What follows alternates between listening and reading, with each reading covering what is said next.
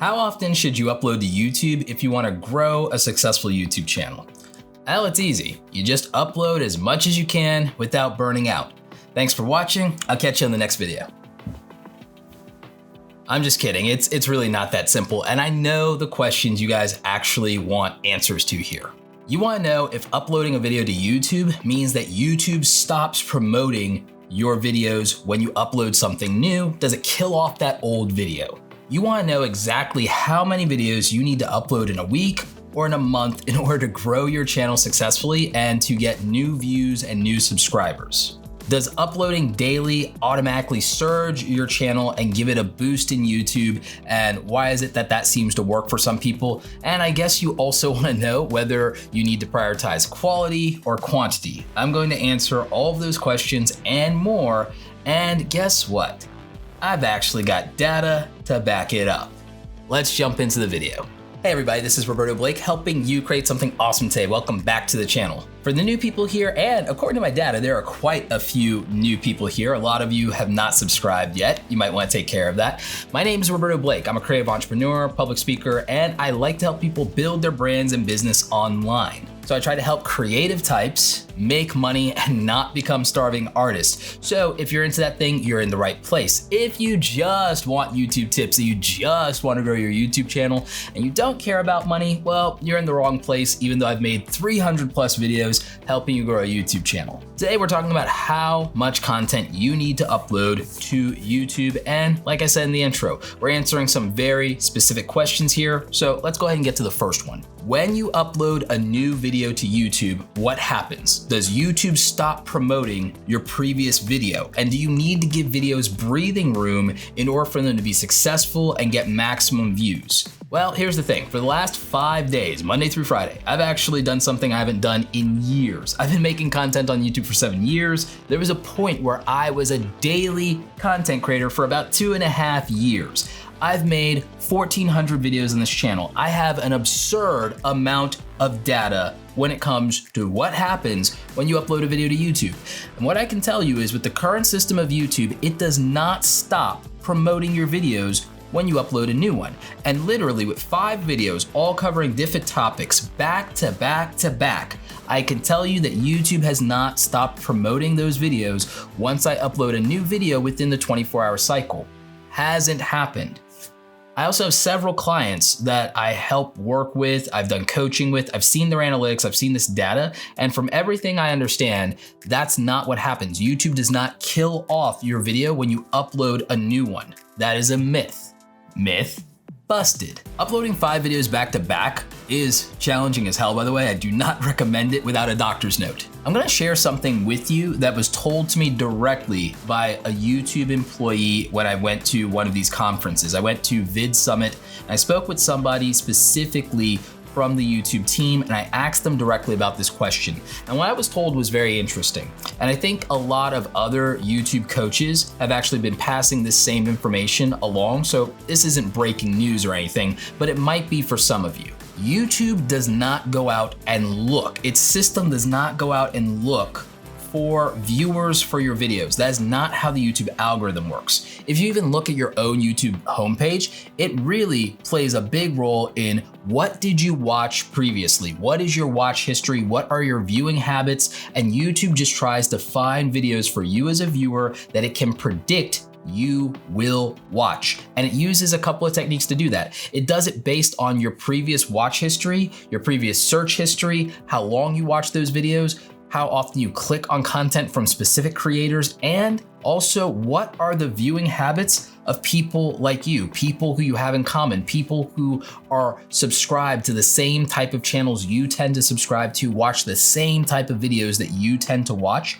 What is that profiling like? That's how YouTube decides what videos we're gonna see in the homepage, in suggested on the sidebar, and down below a video on our mobile device. It's basing a lot of that on our individual preferences and our viewing habits. And it really has very little to do with who we subscribe to. It has very little to do with anything other than our own user behavior and the user behavior of similar viewers. User preference dominates this platform. It's why you might have heard a lot of big YouTubers saying that subscriber counts don't matter anymore and that their views in their videos are not getting to subscribers. If you're a YouTube content creator, you can actually go into analytics and you can see how many percentage-wise of your views come for your subscribers versus non-subscribers. And I would love for you guys to share that in the comments. What percentage of your views come from subscribers versus non-subscribers? Because I'm gonna bet that the far majority of you get less than 50% of your views from your actual subscribers. And I bet you didn't even know that. So if you were holding back uploads because you were worried about subscriber burnout, or you were worried about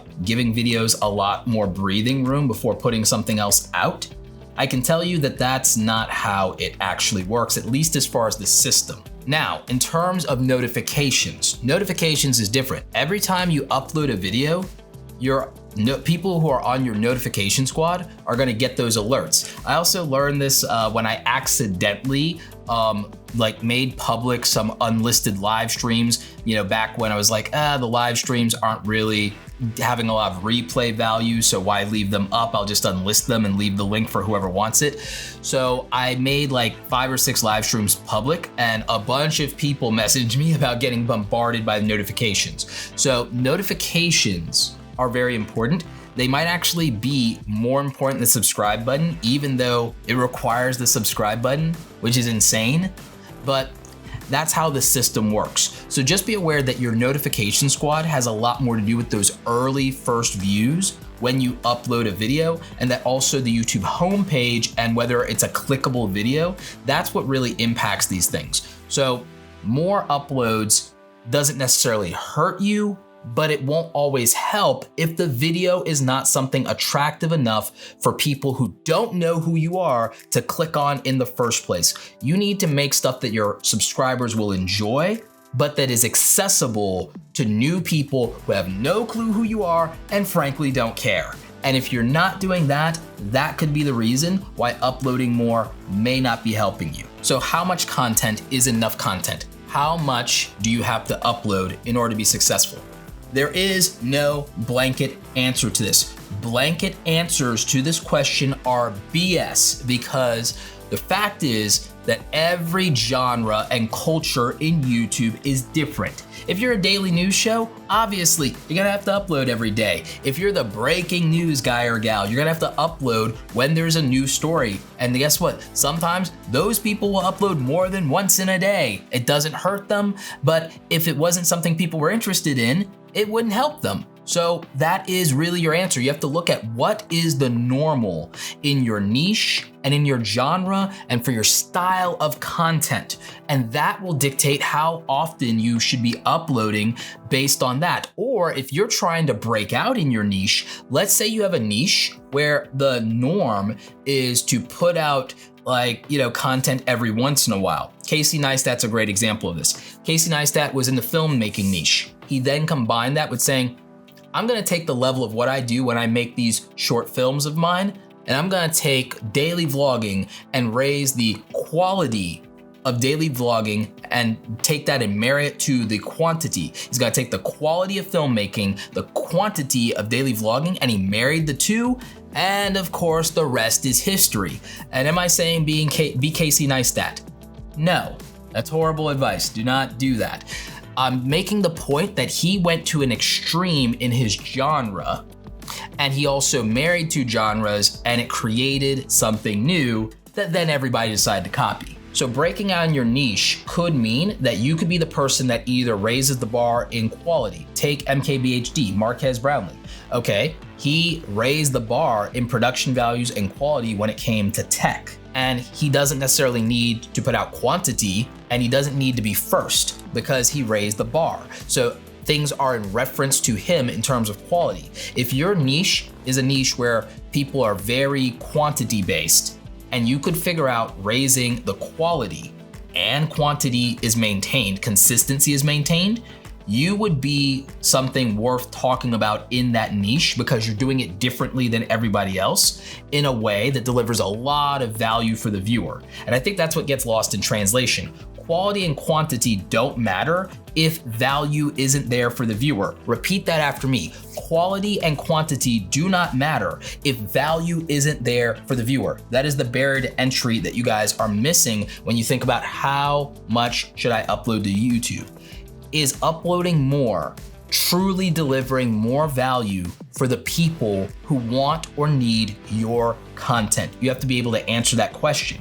Now, if uploading more diminishes the value in some way, then it's not helpful. If it enhances the value, then it is. And so that's how you have to make a decision. You also have to frankly make this right size in your life. I run my own business, I set my own schedule, absurd that the schedule may be, and guess what? That's why for the last 5 days, I've been able to upload 5 videos in a row.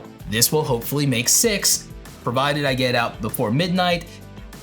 It's 7:50 right now, so I think I'll be all right. And by the way, I don't typically recommend filming a video, editing a video, and publishing a video all in the same day. I've been forcing myself to do that to actually break through a rut that I've been in that's made it hard to make videos. So I am just hacking my brain. This is an example of maybe do as I say, not do as I do, because I'm not sure that that would be healthy for a normal person. I am insane. But seriously, please do not burn out. Do not overwork, do not overtax yourself. It should go out saying, make YouTube right size in your life. Please take a common sense approach to YouTube. That is the goal of these videos. Can we take common sense and force it into the world of YouTube? So there you go. There's my advice about how often you should upload to YouTube. What can you be consistent at? You know, I really want to do Monday, Wednesday, Friday. So I had to go to an extreme, and I probably will keep this up for as long as I can in terms of daily uploads for like maybe the next week, just so that I could get to Monday, Wednesday, Friday. I'm going to go to the extreme of 7 days a week for like 2 weeks just to hack my brain, right? Do not do that without a doctor's note. The other thing I'm going to tell you is that uploading more often to YouTube can grow your channel in the sense that you have more opportunities to figure out what works and what doesn't. It's more opportunities, it's more data. I learned so much by making 1,400 videos over the last 7 years, okay? It's been the learning experience of a lifetime. I've got a lot of data, I've had a lot of fun, and it's provided a lot of opportunities, but it also means that I took over 1,000 shots, and some landed, some didn't. I learned from everything. The best teacher is failure. The best teacher failure is. That was a Yoda. If you don't get the joke, that was a reference to Master Yoda, but he's right.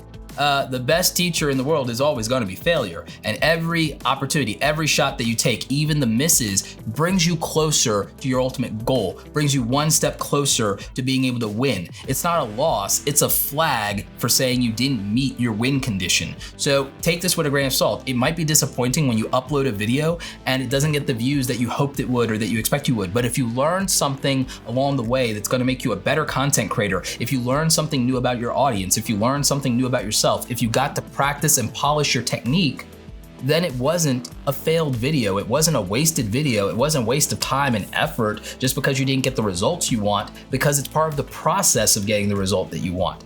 Practice makes progress. And that's where I think I'm gonna leave the video today. Question of the day. What is one thing you think you could improve on that would make you a better content creator? Let me know in the comment section. Also, I really think that that might inspire a couple of other people to look at how they can, try to put their energy in the right direction, how they can build something a little bit better. And also, if you guys want to super help me out, let's try and get this video to 1,000 likes.